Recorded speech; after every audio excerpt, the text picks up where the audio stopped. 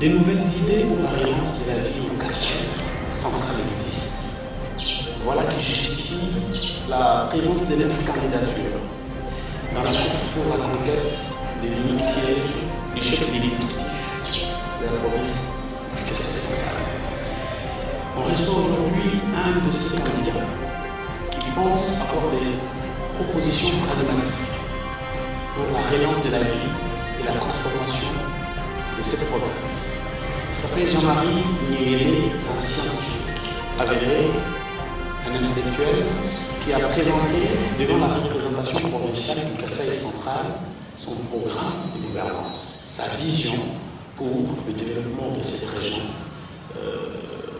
installée au centre du pays. M. Jean-Marie a dû effectivement séduire. Il a dû séduire, bien entendu, le public qui était au Capitole, le siège provincial de l'Assemblée du Kassai central. On l'accueille aujourd'hui, comme parmi tant d'autres candidats qui se sont livrés effectivement à cet exercice, qui voudraient expliquer en détail leur thérapie des chocs pour la relance de la vie dans cette région. Nous avons le plaisir, bien sûr, d'accueillir Jean-Marie Nyengele Mutombo. Merci, messieurs, de nous faire honneur. Merci beaucoup. Merci. Je suis très content de cette invitation et je tiens particulièrement à remercier l'ensemble de l'équipe qui nous accompagne. Voilà, donc il est plus à présenter parce que ce n'est pas la première fois qu'il s'est livré à cet exercice. Il était candidat lors du cycle électoral passé.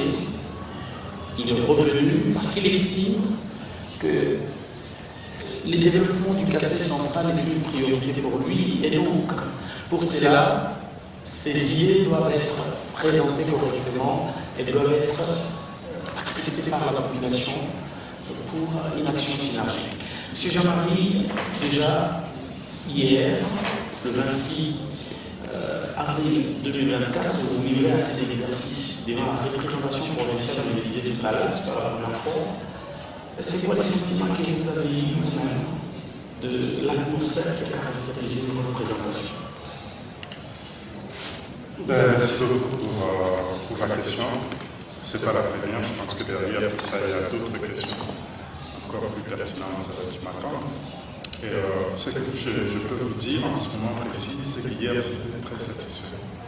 Parce que le message a été reçu 100% par nos invités, mais pas seulement nos invités, et aussi les députés provinciaux, les membres du bureau de l'Assemblée provinciale et même le président de l'Assemblée. J'ai vu tout le monde applaudir, j'ai vu tout le monde sourire, j'ai vu tout le monde se regarder, se serrer les mains, mais j'étais content. J'étais content parce que le message est passé.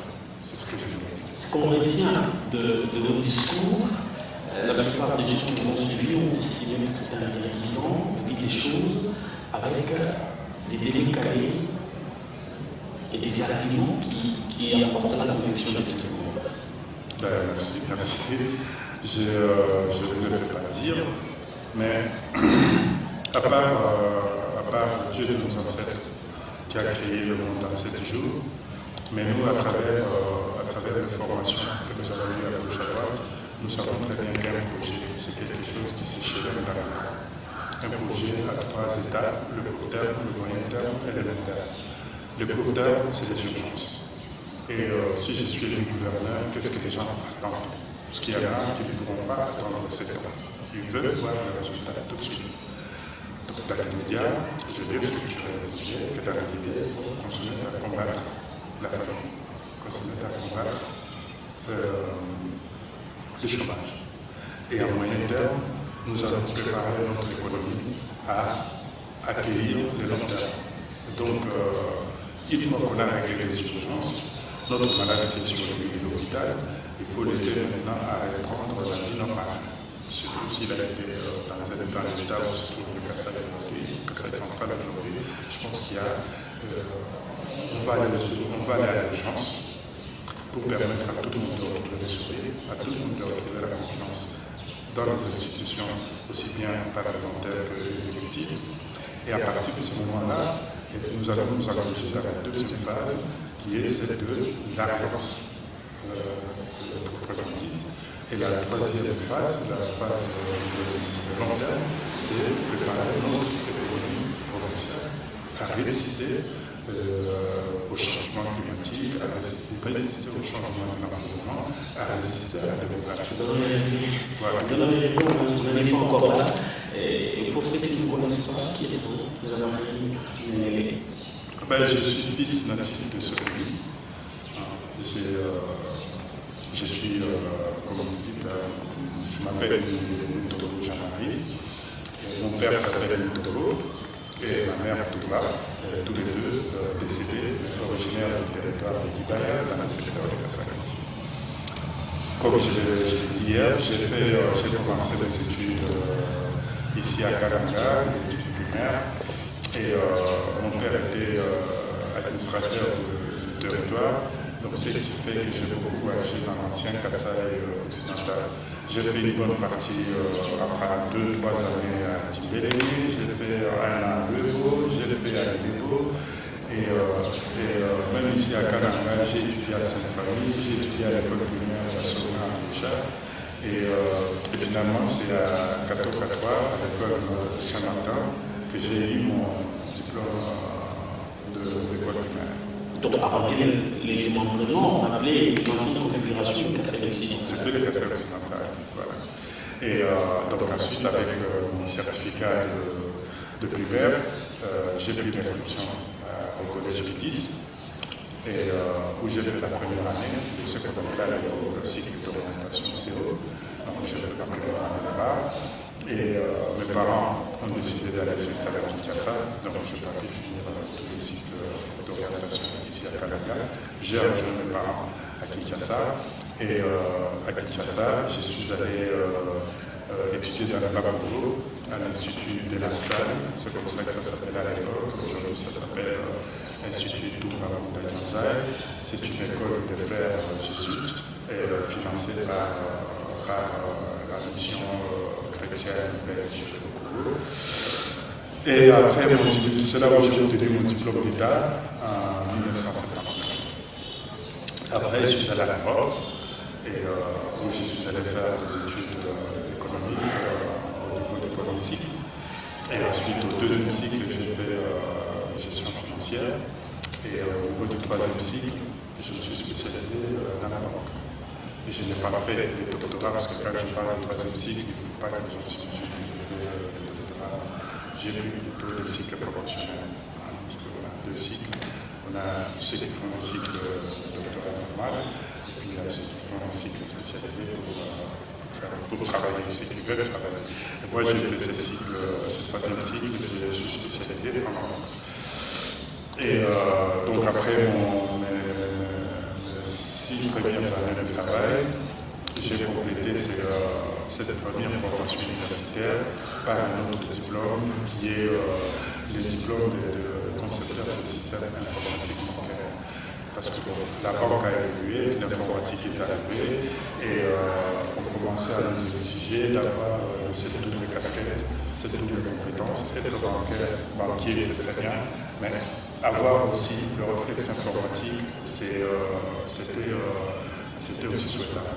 Donc c'est pour ça que je suis allé faire ces diplômes du troisième cycle aussi, mais le troisième cycle professionnel, qui est un diplôme de concepteur de système bancaire, concepteur de système informatique bancaire. Donc quand j'ai fini mes études en France, et j'ai fini mes études j'ai eu ma maîtrise au mois de février, et au mois de juin plutôt, mais j'avais déjà signé mon contrat professionnel au mois de février.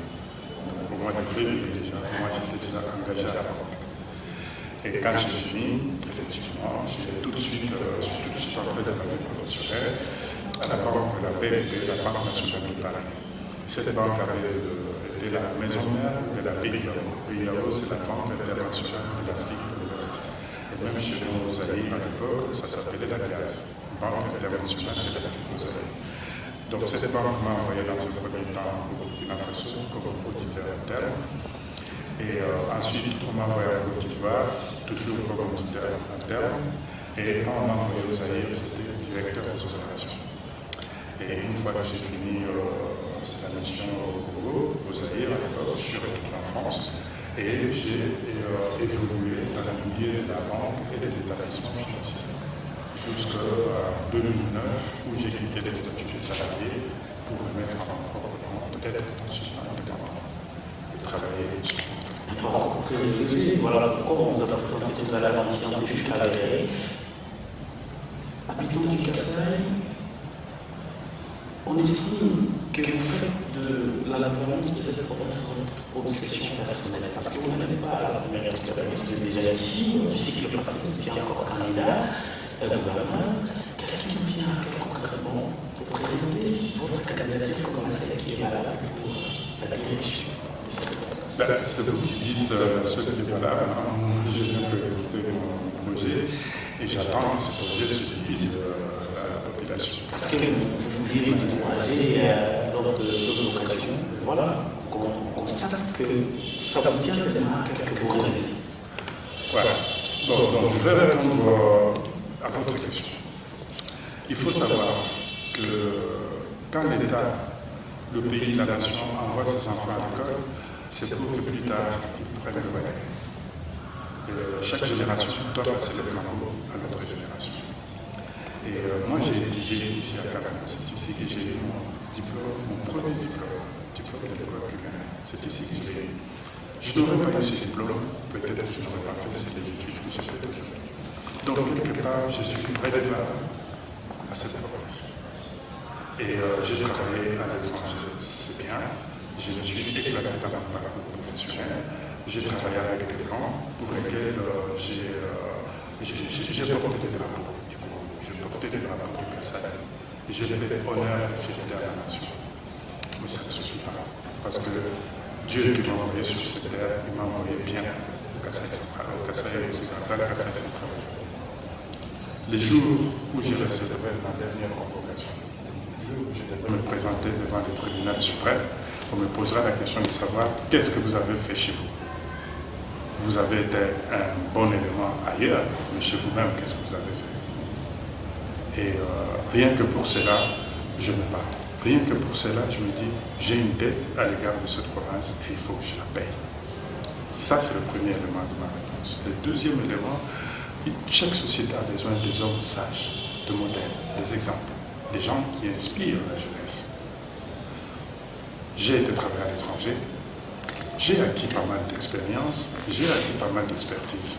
Je voudrais être le modèle pour la jeunesse du Kasaï central. Je voudrais être le modèle, l'exemple pour cette jeunesse, qu'ils se disent tout est possible, nous pouvons y arriver. Tiens, M. Jean-Marie est arrivé, pourquoi nous n'y arriverons pas? Et moi, je viens ici avec cette mission sacrée qui consiste à donner du rêve à cette jeunesse. Il faut qu'ils rêvent. Moi, j'ai fait un chemin, mais je voudrais que cette jeunesse en fasse encore plus. Et si vous m'avez bien suivi dans mon discours, j'ai dit, nous n'avons pas de millionnaires ici. Moi, je ne cherche pas à devenir millionnaire, mais je voudrais que derrière moi, certaines jeunes deviennent des millionnaires. Il leur faut un modèle, il leur faut un guide, il leur faut quelqu'un qui leur dise, c'est possible, vous pouvez y arriver. Et mon discours est celui-là. Ma présence dans l'environnement, dans la sphère politique, c'est juste parce que j'ai envie de prendre par la main mes jeunes frères, mes jeunes sœurs, et leur dire, suivez-moi, la bonne route, elle est là, faites plus que moi. Ne vous arrêtez pas tout simplement à la DG4, ne vous arrêtez pas tout simplement au bâtiment administratif, mais rêvez. Rêvez qu'un jour vous marcherez sur la Lune. Rêvez qu'un jour vous irez aussi sur Mars. Rêvez. Il faut mettre la barre très haut. Dire je vais monter jusqu'au 10e étage, mais si vous n'arrivez pas au 10e étage et que vous êtes arrivé jusqu'au 7e étage, vous aurez fait mieux que Jean-Marie. Parce que moi je considère que je suis arrivé au 5e étage. Et j'aimerais qu'autour, derrière moi, certains jeunes franchissent le 5e étage, qu'ils aillent vers le 6e étage. Et c'est ça le but de ma génération. Nous devons passer le flambeau de l'espoir, le flambeau du mérite à la génération qui vient après. Nous, on a fait ce qu'on a fait, on a été à l'étranger, on a découvert, on a vu que c'était possible. Et on vient avec ce message-là dire à nos jeunes frères, à nos jeunes sœurs, tout est possible. On peut être né d'une famille pauvre, mais mourir riche. On peut être né d'une famille riche, mais faire plus que ce que ses parents ont fait. Nous avons tous cette obligation de faire un peu plus par rapport à la génération précédente. Mais si ce n'est pas un intérêt personnel qui vous hante, pourquoi toutes les idées que vous estimez valables n'ont pas été proposées pour ceux qui sont passés ici pour diriger la région? Parce qu'il y a la conception et l'exécution. Et depuis 1988, par exemple, je suis porteur d'un grand projet national qui est la bancarisation. Et j'en ai parlé plusieurs fois sur les médias. J'ai écrit dans certains médias, dans certains quotidiens, j'ai écrit. Malheureusement, M. Matata Ponyo, qui était à l'époque Premier ministre, il a fait la bancarisation. Mais il n'a pas fait ce que moi j'avais imaginé. Moi, je suis le concepteur du projet. Je sais ce qu'il faut faire parce que je l'ai conçu. Mais la classe politique au Congo a cette mauvaise tendance d'ignorer un peu les intellectuels ou les technocrates. Nous sommes des guides, nous sommes des éclaireurs. On peut être président de la République, c'est vrai, mais on n'a pas toute la science. On ne peut pas être médecin à la fois, avocat, ingénieur, banquier, tout ce qu'on veut, non. Mais on s'entoure des gens où on va chercher dans les tiroirs des idées émises par les autres, des pensées émises par les autres. Et on s'appuie sur ces pensées en disant Monsieur Lingele, vous avez parlé de ça, et venez me voir et dites-moi comment nous pouvons concrétiser votre pensée. Vous avez pensé à quoi? Comment nous pouvons le faire? Et c'est comme ça que la société évolue. Il ne faut pas croire que le président américain, c'est un magicien, ou que le président français, c'est un magicien. Non. Ces gens-là s'entourent des gens qui ont eu des idées, qui ont eu de pensées claires et qui ont dit, voilà, si nous voulons combattre le chômage en France, voilà ce qu'il faut faire. Si nous voulons restituer aux Américains cette fierté d'être Américains, voilà ce que M. Donald Trump a proposé. Donc, ici au Kasaï, j'ai plusieurs fois proposé des idées, et je sais que si on a du mal à mettre ces idées-là en place, c'est aussi parce que notre classe politique n'a pas encore compris que la politique toute seule ne suffit pas. Il faut encore quoi? Il faut s'entourer des gens qui ont des idées. Et on n'est pas, c'est pas de l'orgueil, hein. C'est tout simplement que bon, je ne suis pas médecin. Donc peut-être qu'à Kananga ici, au Kasaï central, un médecin peut émettre une idée pour améliorer les systèmes sanitaires. Mais moi, si je suis gouverneur, je vais appeler ce médecin-là. Je vais lui dire, tiens, c'est une bonne idée, mais comment on fait? Il va m'expliquer comment il faut faire, qu'est-ce qu'il faut mettre sur la table comme moyen, et puis on le fait, puisque c'est une bonne idée qui est mise par quelqu'un du domaine. Mais tout le monde n'a pas ce réflexe, tout le monde n'a pas cette attitude-là. Mais voilà, donc des idées, de bonnes idées, on en a tous. Je n'ai pas le monopole de bonnes idées. Et je pense que parmi tous les discours qu'on a entendus hier, on se complète. On se complète. Et comme j'ai dit hier, Dieu n'a pas dit « je crée ». Il a dit « créons ». Et donc moi, je suis pour la synergie. J'ai dit, moi, j'ai émis des idées qui relèvent de mon parcours professionnel. S'il y a un autre candidat qui émet aussi ses idées par rapport à son parcours professionnel aussi, l'autre aussi le fait d'une source d'idées, j'irai la manière. Voilà, depuis 2006, on a eu les premières élections indépendantes dans ce pays. Est-ce que vous partez d'un constat selon lequel les provinces qui ont été gérées par des gouverneurs qui venaient d'avoir une légitimité nécessaire, notamment le Kasaï central, n'a pas été bien gouverné? Pour que vous vous dites enfin, je dois me laisser dans le sens, je vais tenir contre que je devienne gouverneur. Non, je n'ai pas cherché à devenir gouverneur pour être gouverneur. Je suis porteur de certaines valeurs. Je suis porteur d'un projet de société. Et comme je vous l'ai dit en introduction, je veux être un modèle. Je veux être cette locomotive qui va tirer la jeunesse vers une autre destination. Et je ne voudrais pas que la jeunesse s'arrête là. Et même ça, je pense que connaissant nos traditions, nos cultures, et les gens très souvent ne regardent pas l'ingénieur qui est à côté, ils regardent tous le gouverneur, ils regardent tous le président de la République. Quand ça ne va pas, on dit... C'est toujours les chefs. C'est les chefs. D'ailleurs, un dicton le dit clairement qu'il n'y a pas de mauvaise truffe, il n'y a que de mauvais chefs. Voilà. Nous avons un Premier ministre, nous sommes dans un régime semi-présidentiel. Mais personne n'a attaqué jusqu'à présent, ça on le connaît. Et quand ça ne va pas, c'est fatigue. Quand on détourne l'argent, c'est fatigue. Quand on fait ceci, c'est fatigue. Et donc je me dis, je voudrais devenir gouverneur pour donner un exemple, pour être un modèle. Mais ça a raison. C'est pas à tort qu'on acquise le président parce qu'on estime que c'est lui le centre d'impulsion. Et c'est lui qui est censé, effectivement, comme vous l'avez dit tout à l'heure, être une locomotive qui entraîne les autres, bien entendu, vers une destination clairement définie. Clairement définie, oui, bien sûr. Et moi, quand je veux être gouverneur, c'est parce que je veux créer autour de moi cette synergie-là. Je voudrais entraîner l'exécutif de Kananga, du Kasaï central, vers un objectif, vers un idéal. Nous devons avoir une vision. Moi, j'ai tracé, si vous avez écouté mon discours, j'ai tracé le chemin. J'ai dit, nous devons tous monter à bord de ce navire et aller jusque là où nous voulons aller. Et je veux être celui qui appuie sur l'accélérateur. Je veux être celui qui appuie aussi sur le frein. Et pour cette jeunesse, je pense que notre jeunesse ici n'a pas besoin que des hommes politiques. Elle a besoin aussi des gens, des modèles, de sources d'inspiration. Tout le monde ne va pas devenir gouverneur. Tout le monde ne va pas devenir honorable député provincial. Mais tout le monde peut devenir banquier. Tout le monde peut devenir médecin. Tout le monde peut devenir ingénieur. Et moi, je viens dire aux jeunes, je suis là non pas pour vous inciter à devenir gouverneur, je suis là pour vous aider à devenir millionnaire dans d'autres domaines qui sont pour l'instant abandonnés. On ne parle pas d'entrepreneurs dans ce pays, de patrons. Et ça n'existe pas. Vous demandez à un jeune qu'est-ce que vous voulez devenir dans la vie, il vous dit je veux travailler à la DGA. Qu'est-ce que vous voulez devenir dans la vie? Je veux être honorable. Qu'est-ce que vous voulez devenir dans la vie? Je veux être gouverneur. Et ça, c'est la fonction publique. On ne devient pas millionnaire, on ne devient pas milliardaire en travaillant dans la fonction publique. Il y a qu'au Congo ici où les politiciens deviennent millionnaires. Mais ailleurs, les gens entrent dans la politique parce qu'ils ont quelque chose à apporter à la nation.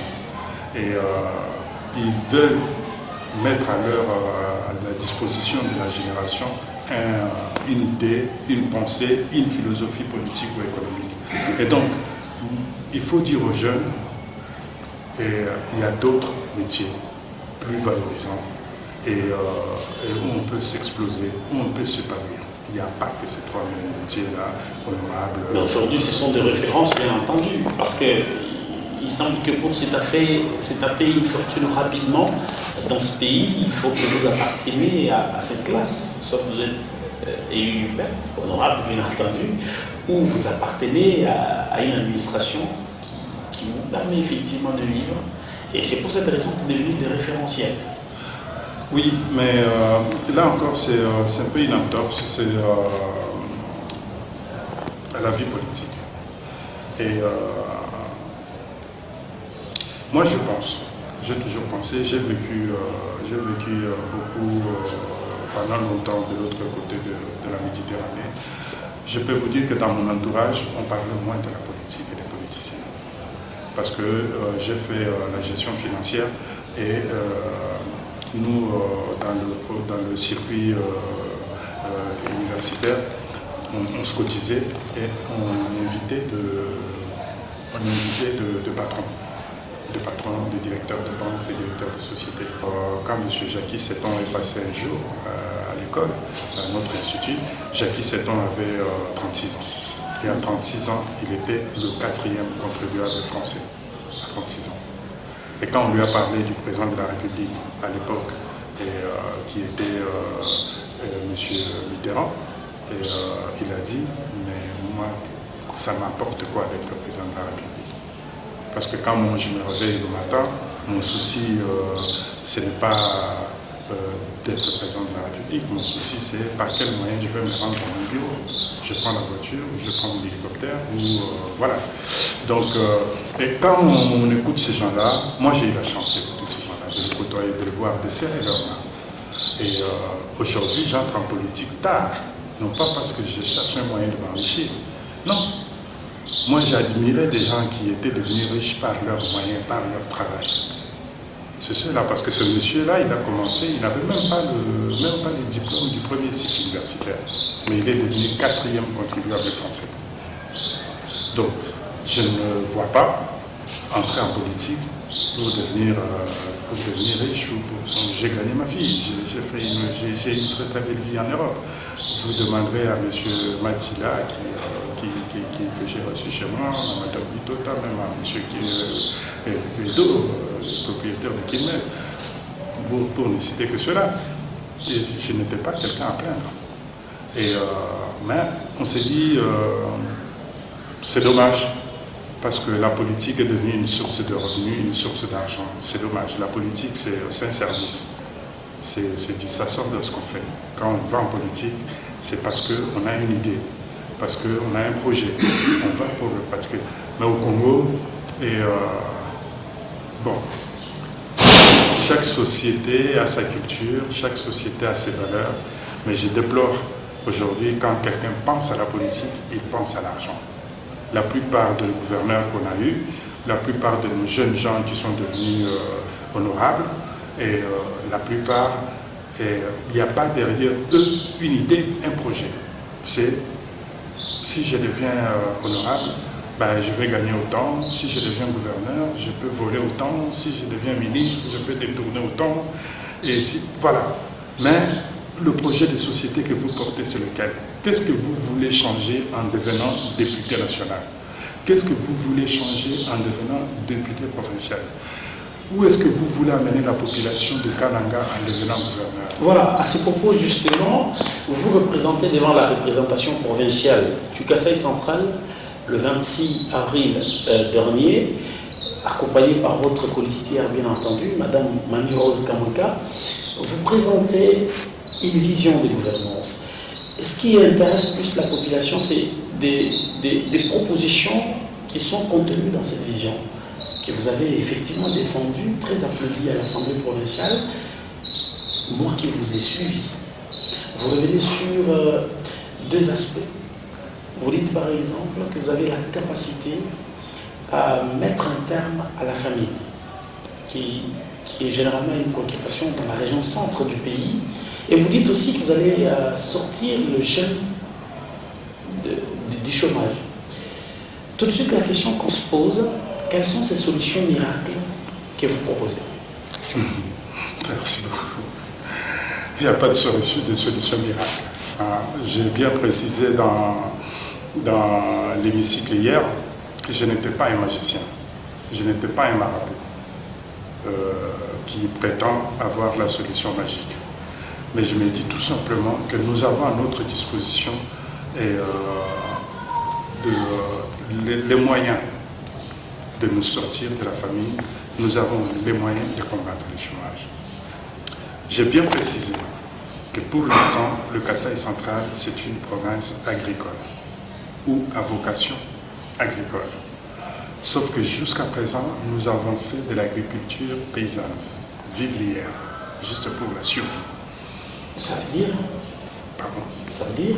Ça veut dire que c'est de petites plantations ou de petits champs derrière la maison ou à côté de la maison. Mais on n'a pas pensé à nous projeter dans le monde industriel. Et d'ailleurs, avec la démographie galopante actuelle, cette agriculture-là ne suffit plus pour nourrir la population du Kasaï. Au niveau de la production, on est resté un peu à 1950. Alors qu'au niveau de la démographie, on est passé à une population aujourd'hui qui atteint des chiffres auxquels on n'avait pas pensé en 1950-1960. Donc, cette agriculture qui a permis aux gens de 1950-60 jusqu'en septembre de vivre, nous pouvons la faire évoluer aussi. Parce que moi, je me souviens quand j'étais enfant, nos tantes, qui venaient du village, souvent ils nous amenaient, elles arrivaient chez nous avec un sac de maïs ou un sac de manioc. Enfin, les gens qui venaient du village nous apportaient toujours à manger ici dans cette ville. Parce qu'à cette époque-là, il y avait beaucoup à manger dans nos villages. Mais aujourd'hui, quand on va dans nos villages, ou quand nous recevons aujourd'hui nos oncles ou nos tantes qui viennent du village, généralement, ils viennent même réduits. Ils viennent même réduits, comme vous dites, et très souvent, ils viennent nous demander, nous, de leur donner de quoi acheter à manger. Mais qu'est-ce qui a changé, dites-nous, monsieur? Alors, c'est pour ça que je dis, ce qui a changé, c'est que nous n'avons pas industrialisé notre agriculture, ou nous ne l'avons pas adapté à la démographie. Donc moi, ce que j'ai proposé hier, c'était qu'on se pose la question, la bonne question qu'il faut se poser, c'est celle-ci. Nous avons une bonne terre, nous avons la pluie, nous avons le soleil 360 jours sur 360. Mais comment expliquer que nous avons fait? Nous avons fait tout simplement parce que tout le monde a abandonné le travail de la terre. Tout le monde a quitté la terre. Et pourquoi nous avons quitté la terre? Parce qu'aujourd'hui, ce travail-là ne paye pas. Parce qu'aujourd'hui, ce travail-là est considéré comme le travail pour ceux qui n'ont pas été à l'école. Le travail de la terre est aujourd'hui considéré comme appartenant à ceux qui n'ont pas fréquenté l'école. L'école, voilà, on dit la même chose. Et donc, moi j'ai vécu de l'autre côté où j'ai vu des gens devenir milliardaires, tout simplement parce qu'ils sont propriétaires de terres, parce qu'ils font l'agriculture. Mais comment voulez-vous quelqu'un qui a fait les sciences informatiques, qui là, vous voyez les cultiver, c'est pas sérieux? Il y a la passion. On peut faire l'informatique parce qu'on est passionné. On peut faire la médecine parce qu'on est passionné. Mais être informaticien, être médecin n'est pas compatible avec le fait d'avoir une plantation quelque part, le fait d'avoir une ferme quelque part. Et ce qui manque aujourd'hui, c'est comment revaloriser. Moi, c'est ce que j'ai proposé dans le programme. Il faut revaloriser le travail de la terre. Si nous considérons que le premier diplôme, c'est le baccalauréat, le diplôme d'État, et que celui qui a le diplôme d'État, il gagne $150 par mois, je dis tous ces jeunes gens qui vont aller dans l'agriculture, qui vont reprendre ce travail de la terre, nous allons leur proposer ce même salaire, c'est-à-dire $150 par mois. Et c'est tout simplement une façon de revaloriser le travail de la terre, une façon de tendre la main à nos jeunes gens qui sont au chômage, de venir, de reprendre du travail. C'est pour ça que j'ai dit, nous allons combattre la famine, mais en même temps nous combattons aussi le chômage. Parce que tous ces jeunes-là, s'ils acceptent, avec le salaire que je leur propose, ils acceptent d'aller travailler au champ, ça va augmenter la production. D'une part, et d'autre part, ça sort ces jeunes-là du chômage. Parce qu'ils ne sont plus considérés comme chômeurs, ils deviennent de salariés de la ferme. Et la ferme, à elle seule, ne pourra pas supporter ce coût supplémentaire induit par l'emploi de ces jeunes gens. Et donc c'est pour cela que la province doit venir en aide aux fermiers. C'est ce qui s'est fait ailleurs. D'ailleurs, j'ai même précisé que l'Union européenne a débloqué pour la période 2023-2024, a débloqué 260 milliards d'euros pour soutenir l'agriculture. Et c'est pour ça, aujourd'hui, nous mangeons des céréales, nous mangeons des trucs qui viennent de l'Europe parce que l'agriculture est subventionnée. Donc je dis, j'ai vécu ces choses-là, pourquoi je ne les ferai pas chez moi? Le problème aujourd'hui, c'est les agriculteurs. Qu'est-ce qu'il nous faut pour augmenter la production? Donc, la solution que j'apporte, ce n'est pas de la magie, ce n'est pas du miracle. C'est, on observe, on constate, on se pose la bonne question et on apporte la bonne solution. Nous allons revenir en détail. En vous suivant, vous dites dans votre présentation devant la représentation provinciale que vous êtes d'accord pour des solutions scientifiques. C'est ce que vous dites aux députés et très applaudi. Et ces solutions scientifiques, vous dites qu'il faut faire recours à des outils scientifiques. C'est quoi ces outils pour accélérer très rapidement tous ces mécanismes importants pour atteindre ces développements, ces changements? Ouais. Disons que l'outil scientifique, hein, merci beaucoup, cher ami, de revenir un peu sur cet aspect-là. Et je ne sais pas si tout le monde a compris ce que je voulais dire. Et dans nos territoires, dans nos 5 territoires, et même dans la ville de Kananga ici, nous avons des besoins. des besoins immenses en santé, aussi bien en sécurité routière, en sécurité alimentaire, en sécurité sanitaire. Nous avons tous des besoins. Seulement, nous devons sortir du primitivisme. Nous devons nous engager dans le monde moderne. Ça veut dire quoi concrètement? Concrètement, ça veut dire... Hier, j'ai donné un exemple hier. Nous devons scolariser nos enfants. Ce besoin existe dans tous les 5 territoires et aussi bien dans la ville de Kananga. Nous devons avoir des bonnes écoles. Voilà. Par où nous allons commencer? Par où nous allons commencer? Si aujourd'hui j'ai dit allons construire à Dibaya, on va me dire il est allé construire chez lui. Si j'ai dit allons construire en Demba, on va dire il est allé construire chez tel député. À Dimbélé, vous êtes allé construire chez le président de l'Assemblée provinciale. Et donc, pour effectivement lui faire les beaux yeux et vous laisser bien gouverner sans vous tracasser. Et donc, moi j'ai dit, pour éviter qu'on tombe dans ce tribalisme primaire qui est un obstacle, entrave à l'évolution et au développement de notre province, nous devons nous servir d'un outil scientifique. Et hier, j'ai bien précisé que nous avons 2 facteurs qui vont nous permettre de prendre la bonne décision. Dans chaque territoire, quelle est la capacité d'accueil de nos écoles? Chaque territoire a 10 écoles, ou 20 écoles, ou 30. Nous calculons la capacité. Il y a combien de bancs, il y a combien de classes, il y a combien de bancs, il y a combien de professeurs. Ça nous donne une idée de la capacité d'accueil de l'école. Quel est le nombre d'enfants qui vont entrer à l'école en première année primaire? Et ça va nous permettre de dire, en Demba, il y a 1000 enfants qui arrivent en première année. À Dimbélé, il y en a 800. Et à Kazumba, il y en a 1000. Voilà. Donc, on a ce deuxième élément. Et donc, quand nous allons mettre ces 2 éléments ensemble, nous allons dire la capacité d'accueil de Louisa est de 500. Mais le volume d'enfants qui arrivent sur le marché, à l'école primaire, est de 2000. Quand on fait ces rapports, on voit bien qu'il y a urgence à aller à Louisa.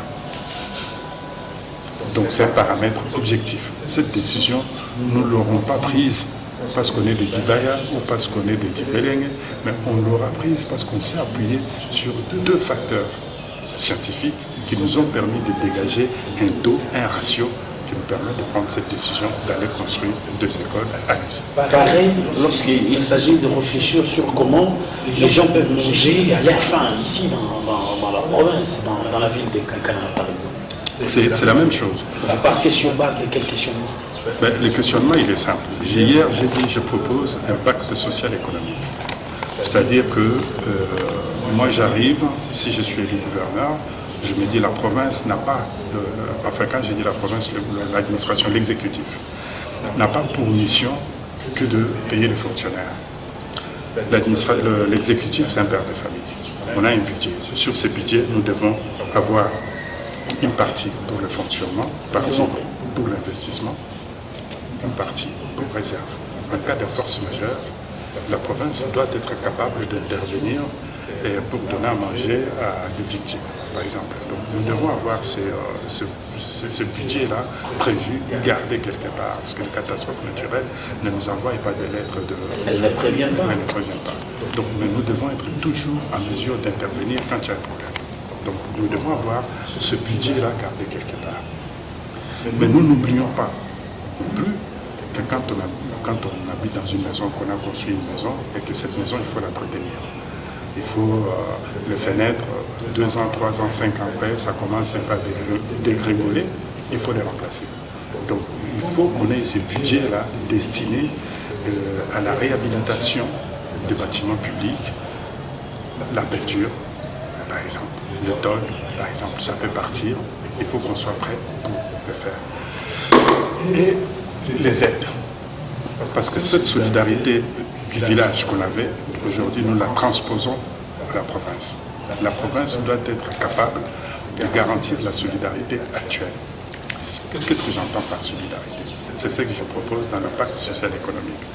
Le fermier ou l'agriculteur ou l'exploitant agricole, pour l'instant, il produit 10 sacs de maïs. Moi, je lui dis, embaucher du jeune, on va passer à 20 sacs de maïs. Et le 10 jeunes, c'est la province qui paye. C'est ça la subvention que j'accorde. Nous prenons en charge le coût salarial de ces 10 jeunes qui vont travailler dans votre plantation pendant 4 mois, par exemple, pour la plantation de maïs, pour la récolte de maïs. Et puis j'ai parlé aussi de semences, il faut subventionner aussi, il faut donner aux agriculteurs, puisqu'on leur demande d'accroître leurs champs. Et donc il faudra aussi leur procurer la semence. Donc il y a cette subvention-là qui va soutenir leur trésorerie pour qu'ils puissent acheter la semence et puis payer les 10 employés qui vont travailler dans les champs. Donc on va augmenter la production. Et quand cette production va arriver sur le marché, nous allons dire, puisqu'elle a été financée par la province, il faudra qu'elle soit vendue au prix réel. On ne refuse pas aux exploitants agricoles de faire du bénéfice, mais il faut qu'ils sachent qu'ils font du bénéfice parce qu'ils ont eu le soutien de la province. Et la province a une mission, c'est combattre la faim. Et si nous voulons combattre la faim, il faudra diviser le prix actuel par 2. Donc on me parle de méga, c'est ça la mesurette qui est sur le marché. Voilà. Aujourd'hui, on me parle de 7 000 francs. Et on peut diviser cela par 2. Et c'est l'objectif. Si nous voulons combattre la faim, voilà. Un élément visible, objectif. C'est-à-dire, on se dit, quand nous aurons arrivé à la fin de ce cycle de production, le prix doit baisser. Si les prix ne baissent pas, on se pose la question, pourquoi les prix n'ont pas baissé? Il y a un problème, il y a quelque chose qui nous a échappé dans notre réflexion. Mais tel que j'ai présenté ce projet, je pense que le maïs produit par les agriculteurs qu'on aura subventionné, ce maïs-là va arriver sur le marché à moitié prix. Voilà. On va revenir sur ces deux aspects qui ont retenu la particulière attention du public qui vous a suivi en dehors du député. C'est notamment réduire la pauvreté ici, notamment la misère, la famine. Et vous avez aussi dit que vous avez la capacité intellectuelle et la réflexion importante à déployer pour mettre fin au chômage. Mais je voudrais vous accorder la parole d'aborder les autres aspects de votre programme. Pour dire d'une manière pragmatique, qu'est-ce que vous proposez dans tous les secteurs de la vie? Parce que votre programme est tellement cohérent, brièvement présenté, avec tout ce qu'on a dû observer dans la salle. Je voudrais vous accorder suffisamment de temps pour revenir sur les autres piliers de votre programme, en dehors des secteurs sur lesquels nous allons sûrement revenir, qui paraissent à première vue comme le premier secteur qui sont en vue et très acceptés par la population. C'est très bien, mais là vous me soumettez à un exercice que j'ai fait hier, si je dois reprendre. Bien entendu, parce que là c'était devant les députés, les électeurs, c'est de nous faire un résumé juste, de dire que dans tel secteur de la vie, voilà mes idées. Je pourrais d'ailleurs commencer par le secteur social, le secteur économique, le secteur politique, voilà, le secteur infrastructurel, bien entendu. Donc, d'une manière résumée, quelles sont les idées phares qui reviennent en esprit par rapport à toutes ces propositions que vous suggérez? Ouais, bien entendu, je ne suis pas en train de botter en touchant, je ne suis pas en train de fuir vos questions. Et je voudrais que vous m'aidiez. Moi, je sais que mon projet gravite autour de deux actions principales. Combattre la faim et réduire le chômage. Et j'ai dit que chaque dollar qui va sortir de la caisse de la province pour financer l'économie doit combattre le chômage, doit combattre la famine. Ça, c'est indiscutable. Pour moi, c'est même le cœur de mon projet. Et donc, nous devons être capables de dégager sur notre budget de l'argent pour ça. Mais ça ne suffit pas. Une fois qu'on a mangé, qu'on a bien mangé, qu'on a maintenant la force physique, qu'on peut penser maintenant à lire un journal, qu'on peut penser à aller au cinéma, qu'on peut penser à aller au théâtre. Parce que quelqu'un qui a bien mangé, il a besoin du loisir, il a besoin de la culture. C'est pour ça que je n'ai pas insisté sur certains points, parce qu'on ne va pas demander à quelqu'un qui gagne 10 000 de dépenser 7 000 pour acheter un journal. Ce n'est pas possible. Et donc, je dis, une fois qu'on aura réglé le problème de la faim et du chômage, Et naturellement, c'est lui qui a bien mangé. Naturellement, c'est lui qui a bien travaillé. Le week-end, il a besoin de se détendre. Et il faudra qu'on soit prêt. C'est pour ça que j'ai parlé du court terme, c'est les urgences.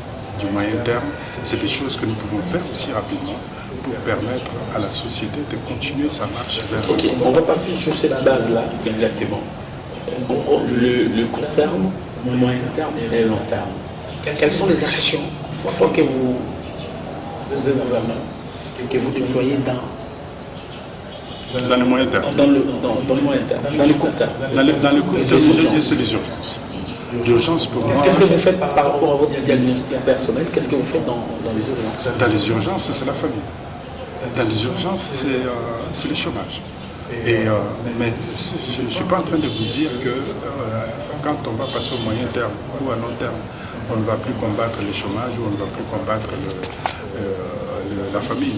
Non, puisque la démographie va continuer à galoper et les enfants vont continuer à naître, les diplômés vont continuer à arriver sur le marché. Donc nous sommes appelés tous les ans à réfléchir à comment continuer cette lutte contre le chômage, cette lutte contre la famine, parce que la population va continuer à augmenter. Les jeunes vont arriver sur le marché du travail. Donc il faut qu'on soit dans les prévisions, qu'on se dise, et c'est pour ça d'ailleurs on parlait des statistiques, mais vous avez posé la bonne question, je n'ai pas eu le temps d'y répondre. J'ai insisté pour qu'on puisse avoir un institut de statistiques et bien opérationnel et bien efficace. Parce que nous devons savoir combien de gamins auront des diplômes d'État cette année. Combien naissent déjà? Combien naissent? Avec l'histoire de la maternité gratuite, c'est qui est sûr qu'on aura une pression démographique. On aura une pression démographique. Mais bon, ceux qui naissent, c'est vrai, il y a des actions qu'on peut prévoir pour ceux qui naissent. Mais moi, je vous parle du chômage. Le chômage, c'est-à-dire qu'il y a des jeunes qui vont arriver en fin de cycle universitaire, qui vont arriver sur le marché du travail. Est-ce que nous avons pensé aux jeunes médecins qui vont arriver? Il y a des jeunes infirmiers. Est-ce que nous avons pensé? Donc chaque année, il y a de nouveaux infirmiers qui arrivent, il y a de nouveaux médecins qui arrivent, il y a de nouveaux ingénieurs qui arrivent. Donc nous devons être capables, la société doit être capable de répondre à ce besoin permanent, annuel du marché du travail. Donc hier quand je parlais de l'agriculture, c'est vrai qu'à court terme, on va mettre des études de la main-d'œuvre dans les fermes. Mais à moyen terme, nous pouvons envisager la transformation de nos produits. Nous pouvons envisager la conservation des produits. Celui qui est dans les ananas, par exemple, qui produit les ananas à l'huile, comment fait-il pour les amener au lieu de consommation, par exemple à Canal?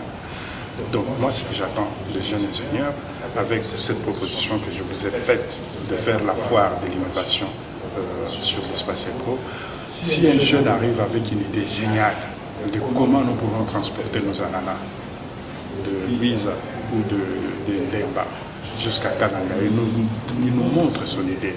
Si c'est une idée géniale, si c'est une idée qui répond à cette activité de conditionnement de nos produits, on va le financer. Moi, je vais lui trouver du financement. Il aura une petite subvention de part, et ensuite je suis capable d'aller voir les banques pour leur dire la province s'engage. Mais ces jeunes-là, il faut les soutenir. Mais dans ces programmes, ce qui m'intéresse, c'est de constater que vous revenez plus sur la possibilité d'accorder au secteur privé la place des choix. Vous dites que le travail de l'administration n'est pas celui, effectivement, de produire. Mais vous dites que c'est le secteur privé. Comment vous allez faire? C'est quoi cette corrélation que vous mettez pour que le secteur privé se sente effectivement responsabilisé dans votre action? Je vous ai dit, il y a la subvention. La subvention n'est pas seulement financière. Une entreprise doit pouvoir s'installer dans un local. Et un jeune qui a une idée géniale a besoin d'un local. Mais la province a aussi dans son patrimoine immobilier des bâtiments qui sont aujourd'hui inoccupés. Donc on peut installer un jeune dans ce local-là. C'est déjà une aide, c'est une façon de l'aider à décoller, à démarrer dans son activité. Il a besoin de payer l'électricité. La province peut prendre à sa charge la facture d'électricité de ce gamin. Parce qu'on sait qu'il va produire dans 4 ans, dans 4 mois, 5 mois, 6 mois. Donc pendant les 6 premiers mois, nous devons le porter comme un bébé à qui on va apprendre à marcher. Lui, il a une idée géniale. mais il lui faut de l'aide, il faut du soutien. Et donc la province est là pour lui amener le premier soutien primaire, le local. La province prendra en charge le local, la province prendra en charge la facture d'électricité, la facture d'eau, et ensuite, pour son activité, on peut aller voir la banque et dire au banquier, ce gamin-là, cet ingénieur-là, vous pouvez l'accompagner, la province se porte garant ou caution. Mais nous avons au niveau national aussi le fonds de caution ou de garantie pour les entrepreneurs. C'est quelque chose qui existe, qui garantit le prêt ou le crédit que les ingénieurs, enfin les entrepreneurs peuvent solliciter auprès de la banque. Ces mécanismes-là existent, mais nous ne les connaissons pas. Nous sommes un peu distraits, enfin on n'est pas distraits, on est occupé par la famille. On ne se pose pas la question sur tous les mécanismes qui existent, qui peuvent permettre à quelqu'un de devenir millionnaire. Donc moi j'apporte cette lumière-là. Je dis, le gamin qui va me dire, on peut faire des cure-dents ici à Kassai. Je dis, pourquoi pas? Pourquoi nous achetons des cure-dents en Angola? Pourquoi nous achetons des coton-tiges made in Chine? Pourquoi nous ne pouvons pas les fabriquer ici, les faire nous-mêmes? S'il y a un gamin qui vient avec un bon projet, bien étudié, bien ficelé, parce que là aussi, il faudra qu'on oriente un peu nos jeunes vers la formation d'entrepreneuriat. Parce que nous formons plutôt dans la littérature, mais dans l'entreprise. Le droit, la sociologie, tout le monde. Il n'y a que des professeurs ici.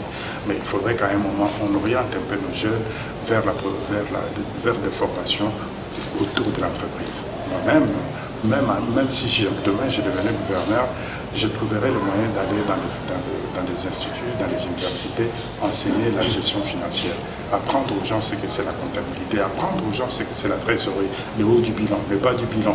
Et pourquoi? Parce que ces documents-là, on en a besoin quand on veut solliciter un prêt bancaire. Voilà, Monsieur Jean-Marie, on va vraiment aller très rapidement pour toucher l'essentiel du message qui peut être vraiment retenu, sans sûrement ignorer ce que vous avez déjà postulé tout à l'heure. Mais il se pose un véritable problème au Kassai. Dans votre diagnostic, vous notez que les infrastructures routières n'existent plus. Aujourd'hui, tout ce que nous connaissons, les catastrophes qui ont effectivement provoqué les érosions sur la ville, plusieurs personnes qui gouvernent la province, qui sont passées ici comme gouverneurs, ont toujours dit que la province n'a pas d'argent. Comment vous faites dans votre programme pour avoir l'argent pour répondre à tout ce problème, tous ces besoins? En tout cas, sans se plaindre, parce que nous avons généralement des plaintes du genre, la province n'a pas d'argent. Ce qui fait que finalement on s'est dit, nous, sans l'assistance de Dieu, sans l'aide de Kinshasa, on ne peut pas se développer. Voilà. Très bien. Merci. Et sans l'assistance de Dieu, moi je dirais qu'il y a longtemps que Dieu a foutu le camp. Il y a longtemps que Dieu est parti. Comment ça? Il a fait ce qu'il pouvait faire. Il ne va pas être là aussi à nous essuyer les larmes chaque fois. Non, mais c'est pas normal. Dieu est pour tout le monde. Ça veut dire que lorsque nous sommes en détresse, nous avons une érosion qui arrive, nous allons à la prière. On va prier pour que Dieu envoie les anges du ciel pour nous aider à endiguer la tête d'érosion qui s'écaille, non? Très bien. Mais depuis que nous prions, depuis que nous avons ces érosions-là, combien d'anges sont descendus sur Kananga pour...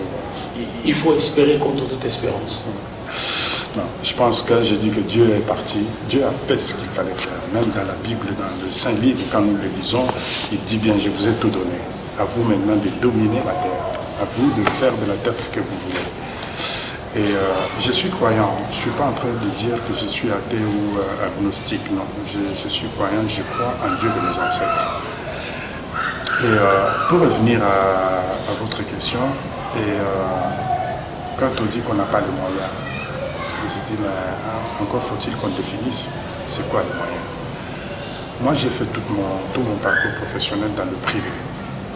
Quand on parle de moyens, on se dit qu'il y a moyens techniques, moyens humains, moyens financiers et le produit, la matière primaire. Je relance. J'arrive, attendez. Il y a la matière primaire.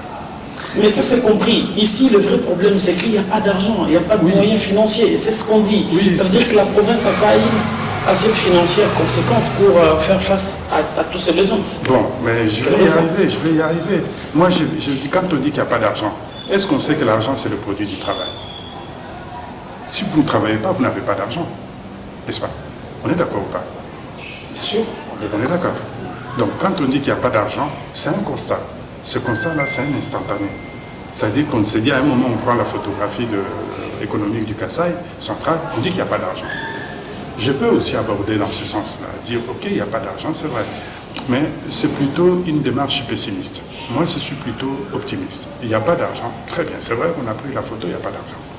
Mais je sais pertinemment que le travail, c'est l'argent, c'est le fruit du travail. Donc, si nous nous mettons à travailler, nous aurons l'argent. Mais vous êtes gouverneur. Comment vous allez faire pour avoir cet argent? C'est vrai, par définition, vous dites tout à l'heure que l'argent, c'est le produit du travail. Mais vous faites comment pour avoir suffisamment de moyens dans 5 ans? Parce que 5 ans, ce n'est pas aussi beaucoup. Pour mobiliser des ressources et avoir le moyen de votre politique. Oui, 5 ans, ce n'est pas beaucoup. Mais je ne m'inscris pas seulement dans 5 ans. J'ai dit, nous devons garantir la continuité de l'administration, la continuité de nos projets. Hier, par exemple, je parlais de nouvelles voies ferrées qu'on va créer. Et ça ne sera pas inauguré sous le régime ou sous l'administration de M. Jean-Marie. C'est dans les longs termes, vous l'avez dit. Donc, nous devons chaque fois nous projeter dans les longs termes. Nous dire qu'il y a des actions que nous allons mener, mais qui vont se concrétiser dans le temps. Donc là, vous me dites, il n'y a pas d'argent, comment vous allez faire pour avoir l'argent? Mais d'où vient l'argent de l'administration? Mais généralement, on attend la rétrocession. Mais la rétrocession, depuis un temps, cette administration est généralement victime d'une rétrocession qui n'arrive pas généralement. Ce sont des plaintes qu'on enregistre. Et la population est fatiguée de toujours suivre ces refrains que Kinshasa n'envoie pas l'argent. Kinshasa n'envoie pas l'argent. L'argent qui est collecté ici arrive à Kinshasa. Pour qu'on reçoive le 40%, ça pose problème. Et donc, ça a toujours été les véritables tendons d'Achille pour la plupart des gouverneurs qui ont des idées aussi, comme celles que vous présentez. Moi, je voudrais que vous puissiez nous dire, localement, quelles sont les solutions que vous proposez pour avoir l'argent et avoir le moyen de votre politique. Parce que même quand vous parlez de la rétrocession, vous dites que Kinshasa ne nous rétrocède pas. Mais l'argent de Kinshasa vient. Mais bien sûr, c'est du travail, non? Le travail qu'on fait ici, il y a des régies financières à caractère national qui produisent des moyens, mais cet argent, au lieu qu'on fasse la retenue à la source, arrive à Kinshasa et n'est pas rétrocédé. Ouais. Donc, on est d'accord que l'argent que Kinshasa nous envoie, qu'on appelle la rétrocession, c'est l'argent du travail. C'est nos impôts qui ont été collectés par la régie nationale. Mais parallèlement, ou à côté de ces régies nationales, il y a aussi des régies provinciales. La DGCAC. La DGCAC, par exemple. Et donc, est-ce qu'on peut dire aujourd'hui que la DGCAC a atteint le plafond de ces recettes, de ressources que la province attend? Moi, je vais vous donner un exemple simple. En France, où j'ai vécu jusqu'à présent, quand on est propriétaire d'une maison, on paye la taxe foncière. Je ne suis pas sûr que tous les propriétaires ici à Kananga payent la taxe foncière. Je ne suis pas sûr. C'est pour ça que je pense que ici, on parle du... On va y arriver. On va y arriver. Donc, je pense que ne serait-ce que dans la collecte de la taxe foncière, il y a encore une bonne marge. N'est-ce pas? Et après, en France, quand on est propriétaire, bien sûr, on paye l'impôt foncier. Et quand on habite dans la maison, on paye la taxe d'habitation. L'impôt sur le revenu locatif ici. Ouais, l'impôt sur le revenu locatif. Et si vous n'avez pas de locataire dans votre maison, vous payez cette taxe ou pas? Elle est censée être collectée. Parce qu'elle existe. Parce qu'elle existe. Dans le test, il faut la collecter. Donc, je pense que nous avons des gens ici dans cette province qui se disent Kassaïens, centre Kassaïen, mais qui ne cotisent pas suffisamment. Le Kasaï, c'est un patrimoine commun. Mais comment vous voulez qu'on cotise alors que ce qu'on a déjà cotisé, on ne voit pas de réalisation? C'est cela, effectivement, parmi les problèmes qui sont présentés. Mais c'est pour ça qu'on amène ce vent du changement. Si vous ne pouvez pas faire confiance en votre administration, comme ce que nous vivons actuellement, où les gens se désintéressent complètement de l'administration. Nous vivons dans un univers où il n'y a pas d'État, où il n'y a pas d'administration, où les gens pensent que bon, c'est de voleurs, c'est de ceci, c'est de cela. Mais vivre ensemble, c'est mettre en place une organisation. Aujourd'hui, cette organisation, c'est la police qui fait le bien, le vivre ensemble, c'est l'administration. d'un côté, il y a ceux qui produisent des richesses. L'administration intervient là-dessus pour prélever un peu pour le bien commun. Parce que la route sur laquelle nous marchons, il faut la réhabiliter. Et la province va prendre, sous forme d'impôts et de taxes, un peu de revenus du côté de ceux qui produisent pour faire le bien commun, les espaces communs, s'occuper des espaces communs, s'occuper de la solidarité provinciale. Et donc, il faut qu'on fasse confiance. Bien sûr, ceux qui nous ont précédés ont laissé de mauvais souvenirs. Les gens s'imaginent que tous les gouverneurs, je ne suis pas en train de défendre ce gouverneur-là, je suis moi-même la première victime, parce que je vois mes frères et sœurs comment ils souffrent. Mais tant que ces gens n'ont pas été amenés devant les tribunaux, tant qu'ils n'ont pas été condamnés, je ne peux pas moi non plus être condamné. On dit, le jugement ne m'appartient pas. Mais nous savons tous pertinemment que le système est pourri. Hein? Mais faudrait-il pour cela penser que tous les gens sont des voleurs? Moi, j'ai bien, devant l'Assemblée de la représentation du peuple, j'ai bien insisté que je suis au soir de ma vie. Je ne viens pas pour gagner de l'argent. Je ne vois pas ce que l'argent est... je n'ai pas besoin de voler l'argent pour vivre, puisque je vais avoir mon salaire. En tant que gouverneur, je vivrai de cela. Mais ça me suffit. Mais on doit vivre du travail, on doit vivre de son travail. Voilà, aujourd'hui nous reprochons beaucoup de choses à Fachi, notre président de la République. Il a du mal à mettre fin à la guerre à l'Est. Mais tout simplement parce que parmi nous, il y en a qui pensent que même les consciences humaines, on peut les acheter. Mais il faudrait qu'à un moment, il y ait des nationaux, des gens qui se sacrifient comme Lumumba l'avait fait de son temps. Si nous voulons sauver ce pays, nous devons aussi savoir résister aux tentations financières. Voilà. Je vais vous poser la question que vous puissiez me dire, à dire à tous qui vous écoutent et tous qui vous regardent. Pourquoi votre choix sur Madame Mami Rose Kabweka, qui est votre colistière? On la connaît comme intellectuelle, bien entendu. Qu'est-ce que vous pensez qu'elle puisse vous apporter sur la gouvernance, que vous pensez apporter nouvelle dans la nouvelle donne, bien entendu, de la province, la gestion de la province? Ouais, c'est une bonne question, je vous remercie. Je pense qu'il y a beaucoup de gens qui se posent la même question et qui attendent des réponses. Je vais être très précis là-dessus. Je ne suis pas allé vers Madame Maman Rose parce que c'est une femme. Non. La première idée, le premier critère, pour moi, c'est la performance. Le savoir n'a pas de sexe. La compétence n'a pas de sexe. L'expertise, ça n'a pas de sexe. Donc c'est d'abord la personne. J'ai défini mon profil.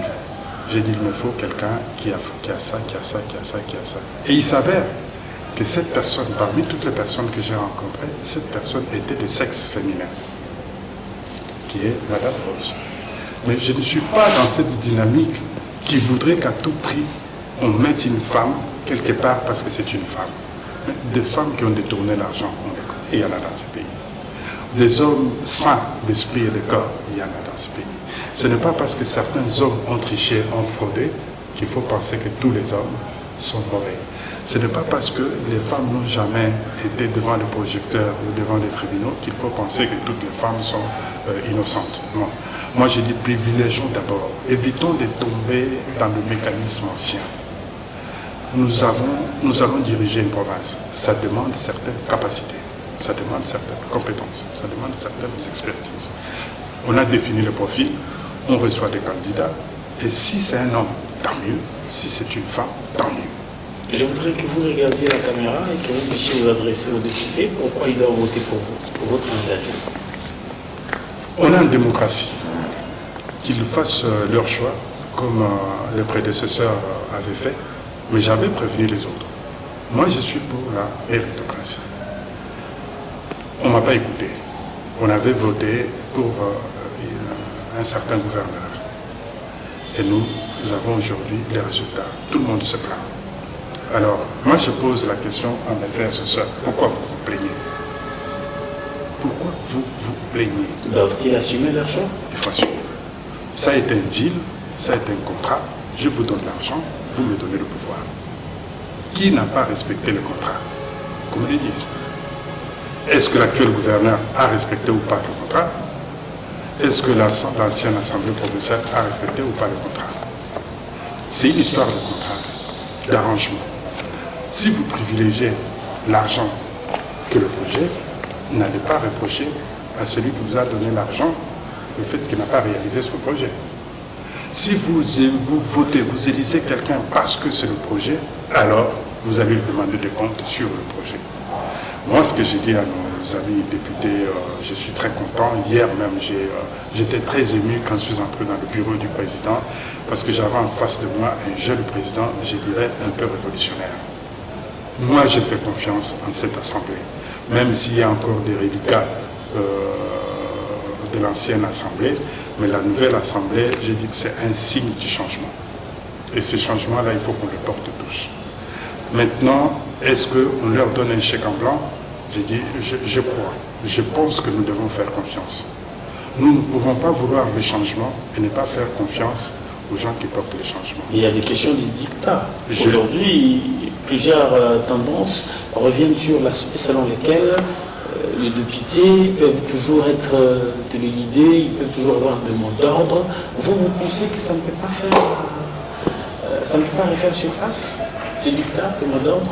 Sur quoi vous fondez votre confiance, les députés? Parce qu'il faut faire confiance à l'homme jusqu'à ce que ses propres nous les trahissent. Aujourd'hui, on peut être tous porteurs de l'esprit satanique et apparaître comme de bons Saint-Pierre ou de bons Saint-Paul. Donc moi, je pars du principe que l'être humain est imparfait. Nous sommes tous imparfaits. L'être humain, par essence, est imparfait. À chacun de nous de faire un effort pour tendre vers la perfection. À chaque société de tendre vers la perfection. Nous avons aujourd'hui une nouvelle assemblée qui connaît le problème qui se pose dans cette province. Si nous voulons tendre tous vers la perfection, nous devons mettre de côté nos imperfections. Nous devons à un moment penser au vivre ensemble, à la communauté kassaïenne. Et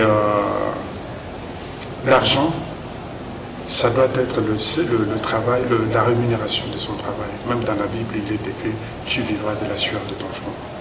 Donc si parmi nous, il y a des gens qui ne peuvent pas vivre de la sueur de leur front, c'est ces gens-là, en fait, qui contribuent à l'imperfection de notre société. Alors ne nous plaignons pas.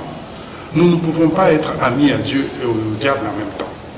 Si nous voulons que les choses aillent de l'avant, faisons un effort personnel pour qu'on aille de l'avant. Et cet effort, c'est faire un choix qui n'est pas monnayable. Faire un choix qui repose sur des critères objectifs. Si demain, on me dit qu'on a voté pour Madame Denise, et parce qu'elle a présenté son projet comme ça, j'applaudirai. La dernière fois, j'ai applaudi. J'ai applaudi les choix faits par les députés. Même si par la suite, c'était une déception. Oui, c'est une déception profonde, parce qu'ils étaient prévenus. Mais ils ont fermé les yeux, ils ont fermé les oreilles, ils en ont fait comme ils souhaitaient, ils ont monnayé ce qu'ils ont monnayé, et aujourd'hui, ils ont fait souffrir toute la population. Et aujourd'hui, Kananga est dans l'état où il est, et on essaie de culpabiliser Kinshasa. Mais vous voulez qu'on vous prenne en charge, alors que vous-même, vous ne faites aucun effort pour aller de l'avant. C'est un peu comme si un gamin qui ne veut pas à l'école accuse ses parents de ne pas payer les frais de scolarité. Les parents sont là, ils veulent bien payer, mais le gamin, il ne veut pas aller à l'école. C'est pareil, on cherche toujours les coupables ailleurs. Le coupable, c'est toujours l'autre. C'est Kinshasa. J'ai même entendu des discours du genre, c'est les gens de Bujimaï qui empêchent le développement de Kananga et tout ça. Mais les Kanangais eux-mêmes qui ont détourné l'argent, qu'est-ce qu'on a fait? Nos frères propres, Machamoumen comme on dit, qui ont détourné l'argent, qu'est-ce qu'on fait? Ceux-là, on pardonne. Ceux-là, on leur donne des excuses. Mais c'est les autres qui doivent payer. Ça ne date pas d'aujourd'hui. Hier, c'était le Belge, la colonisation des Blancs. Aujourd'hui, c'est Kinshasa. Demain, c'est Kasaï oriental Bujimaï. Mais qui vous dit que dans quelques années, on va nous dire encore, c'est parce qu'il est de Luisa, c'est parce que... on trouve toujours les boucs émissaires ailleurs. Voilà. On ne se regarde pas. Ça, on a compris, M. Jean-Marie. Je voudrais un tout dernier message en Tcholoba et aux élus et à la grande population qui vous écoute. Toi, quand c'est ma soumula, tout dit le bureau de l'Assemblée, petit tout le bureau a dit, un bureau de jeune, son que je me dis, bureau, bougni, m'a le long et l'ouane, tomboulu, je me suis retrouvé le compagnon. Pas de béton, tu vas pêcher confiance. Quand tu as déjà un cabas, tu n'as pas moto, bibi, malouba, pour que ban franc, non. Toi, je peux pêcher pour confiance. Dis-moi, oui, quand là, pas de long et l'ouane. Même un dumour, ou après un dumour, ou pour gouverneur, nous le filant par le bansoum, au ban avec toi pour bansoum, le gouverneur. N'a pas nous en bilan, malheur, oui, quand là, tout en dangana. Et le sait qu'un bas député provinciaux, et le sait qu'un l'exécutif, tout en dangana, ce n'est pas comme ça qu'on va résoudre les problèmes en provinciaux. Bien pour nous donner confiance dans l'Assemblée provinciale, bien que nous consommons le même gouverneur, nous disons ensemble, nous nous même un zami pas du fukamuntu, zami que moi mène n'dim fukato, on va mettre tout fukai muntu, mutu fois ni chute. Donc même un dimus wan ban beto mukasai, nka munu leje chinta fukaisa. Bien que nous appuyons le gouverneur ouais. Wani mujimu ni karwani nzala ijika mukana wani tupete makanda wani bato kubakala kwenze chilamba cha luluwa bavo babichi abonso babishara tokbana babena kana batu biba ke Notre Dame bavo bato ke basato abonso babishara babena kana chitu katu inachi ndio makanda bichi kama mkuja tu pete bichi mimi bichi puisque bato bakala msango bala leo tulibande tulibano kanasa kwa mjengo chini leo tulibande tulibano kanasa kwa mtoto kwa dansi ya itaji katika tunaona kwa hizo mambo sio hapa tukana mzalo tunashukuru naye kwa ndio kuja tunashukuru shaibana wetu nikani bijimi nikani makanga ndio tulibano soko katika mtu apikozeka njibu lomba na mbana wetu nilomba bana wetu nikani mwasamba kwa bacha kwa mtandao